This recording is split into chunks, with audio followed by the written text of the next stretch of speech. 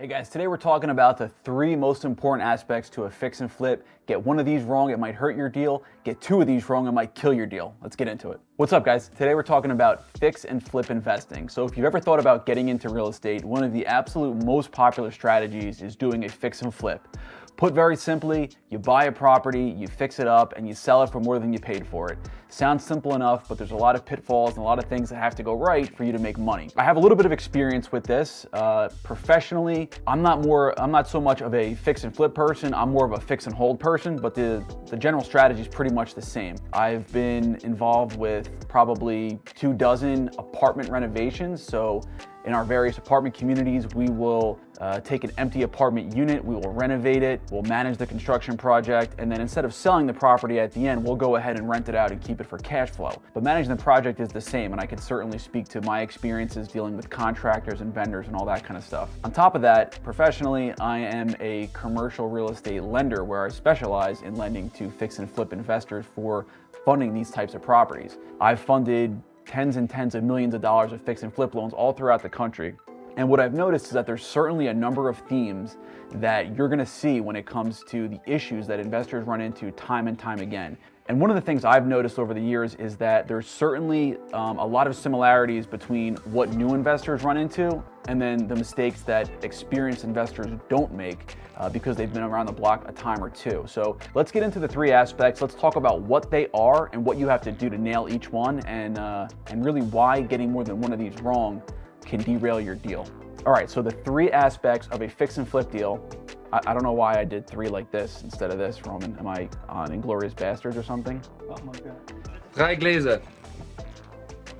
So the 3 aspects of a fix and flip deal include getting your values right, getting your timing right, and getting your budget right. Let's start with values. Now, when I talk about values, I'm talking about not only your after repair value, how much you're gonna sell the property for, but how much you're paying for the property. You know, if you sell the property for an extra $20,000 on the back end, that's just as valuable as buying the property for $20,000 cheaper on the front end. Both of these numbers are just as important as one another. When it comes to figuring out what the after repaired value is going to be on a property, you really want to do your own due diligence, right? Look up comps yourself. We have all these great resources available online for you to look up your own comps. Don't just rely on what your realtor tells you. Don't just rely on, God forbid, what the seller tells you. You really have to figure out what that property is going to sell for based on your current market conditions, based on similar properties, similar size, similar location, and similar finishes. That's really important.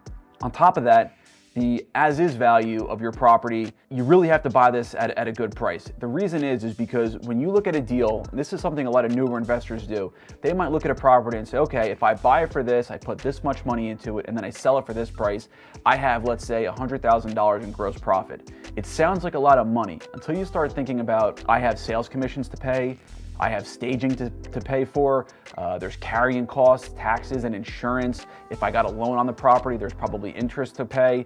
That gross margin gets cut down really quickly. So that $100,000 might turn really quickly into $50,000. If you banked on selling this house for $500,000 after it's all fixed up, and all of a sudden now you're only selling it for $480,000, your profit's getting really thin to the point where it might not be worth your time to even do the deal, or God forbid, you might be losing money on a deal. So that's why I say on the front end, if you're buying a property for $250,000, getting it for $230,000 is just as valuable as getting an extra $20,000 on the sale price on the back end. So you really have to make sure your values are good. Get the property for a good price. Don't overpay for things. Don't just assume that you're going to be bailed out by the market. I mean, that's certainly something we saw over the past several years really, where properties would appraise for one price, and then by the time the borrower fixed the project and sold it, it sold for more than that because the market was going up. We are not in that market anymore.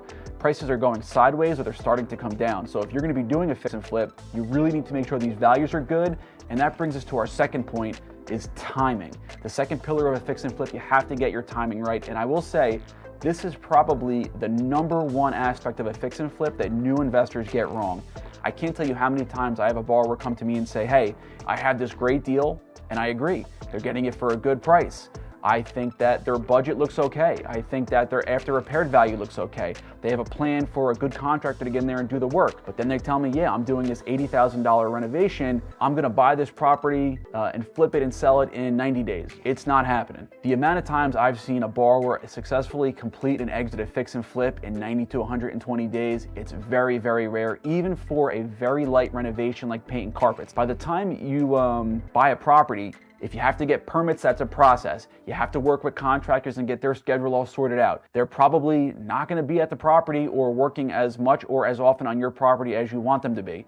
Maybe that helps a little bit if you're doing your own work, but even then, what happens when you start opening up walls? As we know, anybody who's done any renovations before, you are gonna run into problems. There's gonna be things that are unexpected, especially if you're rearranging walls, you're adding an addition or expanding square footage. There could be plumbing, electrical problems, things you didn't count on when you started this project. So you really have to make sure you have your timing correct, because especially if you're getting a loan, to do a fix and flip, you're paying interest by the month. So a project that you thought was going to take 3 months and would have been very profitable at 3 months might not be as profitable at 9 months or might not be profitable at all. So it's one of the most overlooked aspects. I mean, everybody knows you have to get your ARV right, and most people have an idea that they have to get their budget right. Now, we don't always do that, but the timing is something that most investors don't even give any consideration to. In my experience, most fix and flips where, let's say you're not doing a full-on addition, maybe you're just really gutting a house and keeping everything generally the same layout. On average, as a fix and flip investor, I see most investors taking anywhere from 7 or 8 months on the short end to 12, 13, 14 months on the longer end. And that can vary wildly. Yes, it could be a little quicker, but it might be longer too. Like I said, you might run into permitting issues, you might run into contractor issues, and don't forget, your time on the market is part of that timeline. So you have to give the market some time to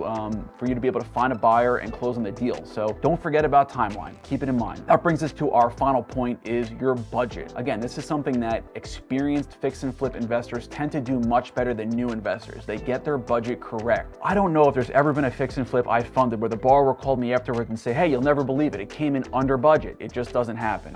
As we just talked about in the last section, when you start opening up walls, you start doing work, there's always something else you didn't account for. So what I would say is make your budget detailed and thorough. I would use a very detailed and itemized scope of work so you can really see all the different components that are involved in your fix and flip. And whatever you think it's going to cost, I would pad those numbers a little bit, 5%, 10%, or just more generally, what I encourage borrowers to do is put a contingency in your budget. 5% or more likely 10% is what I want to see in there, because there's going to be cost overruns. There's going to be things that pop up that you did not account for. And if you don't have the money to fund that and you were planning on getting financing for your deal, you're going to be in a really bad spot. And again, this goes hand in hand. If a project takes longer because there's unexpected things, you can bet there's going to be unexpected costs. So don't skimp on the budget. Keep the budget really detailed, really thorough. Whatever your contractor gives you, take it with a grain of salt. Have an idea for what things should cost yourself. Use your contractor's quote for you, and also maybe pad that a little bit if you're working with a lender, and make sure you have enough funds to complete the project. No matter how much you prepare for a fix and flip, and you know and you're cognizant of all three of these aspects, it's really hard to nail all three every time. What I generally say is if you can nail 2 out of 3, you're gonna have a successful deal. You will make money on your deal more often than not. That's just based on my experience as a lender. If you could hit 3 out of 3, you got a home run. What I really hate to see is if a borrower gets none of these correct or one of these correct, you might be breaking even or losing money. And not only are you not making money, the opportunity cost of your time and your capital all tied up in this deal for months on end just to sell a property for scratch is really a bad situation. So we really want to avoid that at all costs. So again, let's just recap here, guys. Make sure you have your timeline right, make sure you have your budget right, and make sure you get your values right before you jump into any fix and flip. All right, guys, that's it for this video. Please like, subscribe, and ring the notification bell. It just takes a second and helps our growing channel. Also, please comment down below, what do you think the most important aspect is to a fix and flip deal? And stay tuned next week. We have lots more content coming out, and we'll see you then.